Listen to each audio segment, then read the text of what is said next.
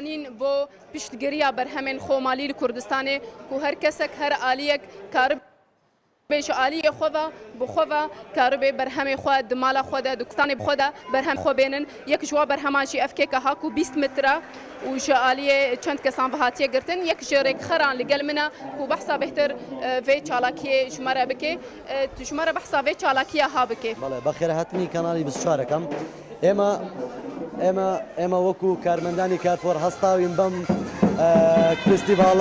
فستیڤاڵێکی کوردەواریە بەرهەمەکانی ناوخۆیی و بەرهەمی کوردی ئاشنا ئەکەین بە خەڵکی کوردستانە واتە ئێمە لەم فستیڤاڵەیە پێمان خۆشە هەموو شتێک کە لە کوردستان بەرهەم دێندرێ بۆ خەڵکی ئاشنا بکەین واتە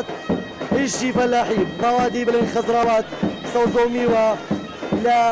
کوردەواری خۆمانە ئەم شتانە فەلاحەکان پێمان خۆشە ڕاستە و خۆش شتەکان بێنینە ئێرە و هەروەها ئێمە ئەم فستیڤاڵەمان کە دروست کردووە کێکێکی 20 مەتریمان دروست کردووە و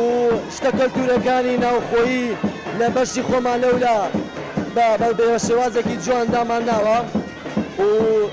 چەند بابەتێکی تر و هەروەها لە خواردنی کوردەواری دەنەوە خواردنی ئێمڕۆ ساز کردووە ئیتر ئێمە پێمان خۆشە زیاتر لەم هایپەرمارکێتە کوردەکان ئاشنا بگەین بە کوردەواری بە شتی کەلتوری خۆمان بەڵێ بەڵێ مێژوو دەنگێدا هەوڵ و زڕنێتێ بهیستن خەلکێکە باش هاتنە دەvê فستیڤالێدا حازر بوونە دخوازم دیمەنان جووەرە پارڤە بکەم ئەگەر hûn dibînin parêzgerê hewlêrê hatiye çend kesayetiyên hewlêrê jî hatine vêkekê dibirin ku wê li ser xelkê werê belavkirin di demên bêda ku ev kar hemû hatiye kirin bo handana berhemên xwecihî berhemên xۆmalî li Kurdistanê. Bele.